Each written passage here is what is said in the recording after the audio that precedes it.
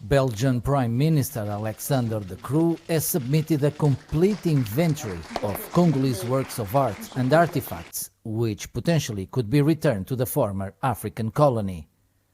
The list did this Thursday during a visit by DRC Prime Minister Jean-Michel Kang. Belgium has one of the largest collections of African objects in the world. I'm not really going to take this as repairing wounds, but I want to take it as a very voluntary act of having relationships today that are not only improved, but very much calmed down in comparison with our expectations.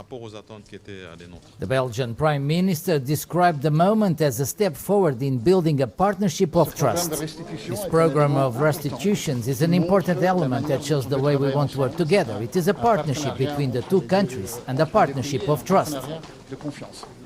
The Royal Museum of Central Africa opened in Brussels in 1898.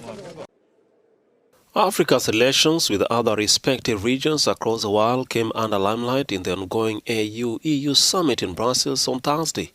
The President of the African Union Commission, Moussa Faki Mahamat, reiterated on the need for the African continent to strengthen its bond with the European Union for a better economic progress. The summit has brought together close to 40 leaders from different African countries as EU is seeking to solidify its economic partners around the world amidst Russia and China's influence in Africa. Africa is developing diversities of partnerships that do not have the same history or the same scope as our partnership with Europe. These new partnerships are no less relevant and beneficial to Africa, and from this point of view, are worthy of respect and consideration.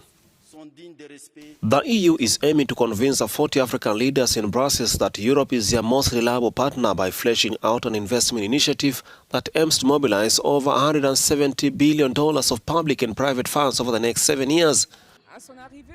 On his arrival at the Brussels summit on Thursday, Senegalese President Macky Sall said there were still differences over the financing of fossil fuels, a sensitive issue as to how far the EU can go in financing such projects. According to observers, the African Union wants this to be taken into account in the final declaration to be issued on Friday. Politicians in Mali have begun to give their reactions to news of the decision of France to withdraw its troops from the country over a breakdown in relations with the ruling junta after nearly 10 years of fighting a jihadist insurgency. The decision applies to both the 2,400 French troops in the country where France first deployed in 2013 and a smaller European force of several hundred soldiers. For me, my first reaction is to regret the context and the environment in which this is happening. And that's because, if we're honest, it's happening where relations are very tense between the Malian and French authorities. I believe that it is not the right time for this departure. Even if it is a planned withdrawal, it is not the time to take your bags and leave. Perhaps there will be some vacuum. In any case, our Malian military experts are assessing the situation, and Mali will do everything within its power to fill this vacuum, perhaps with the support of other partners. But what is constant is that the will of the current authorities to reconquer the territory, to restore peace and security, is a will that is intact. It is a will that is unshakable. While the insurgents were prevented from reaching the capital, Bamako, the insurgency was never fully quelled. A protest a few meters from the European Council in Brussels to denounce the political and social situation in some African countries descended into chaos on Thursday. The Congolese were the first to make themselves heard in front of the mobilized security forces, blocking access to the council. Their demands were about what they described as the balkanization of the Congo. On the banners, they waved "Congo is united and indivisible." Also, opponents of the war in Tigray spoke out, denouncing war crimes in the region of Ethiopia, which has been in conflict for over a year. For some of the Comorans at the protest, it was an opportunity to demand the release of political prisoners who have been held without trial in the country. The demonstration outside the European Council headquarters in Brussels was staged to coincide with the 6th EU-Africa Summit. Witwatersrand University in Johannesburg is vaccinating students and staff on the campus ahead of the vaccine mandate starting on the 1st of March.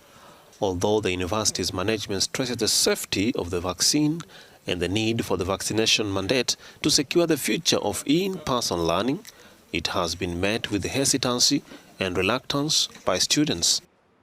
The university management is now urging students to show up for this vaccination drive. And educate. We are an on-campus learning facility, education, and the most safest way for us to do that is to be vaccinated. So this policy really helps all of us to be vaccinated and be protected. If we vaccinate, then we can congregate. We also do provide for reasonable accommodation, so if one has a constitutional reason or a medical reason for not vaccinating, then we review that and we can provide them with a reasonable accommodation, and they don't have to be vaccinated. We believe that all students should be allowed to choose whether they want to be vaccinated or not, that no student should be forced to take a vaccine, whether that's indirectly or directly, and that no student should be deregistered based on their vaccination status. We don't believe that it's morally and ethically justifiable to force or coerce people to take a vaccine that they don't want in order for them to have access to tertiary education.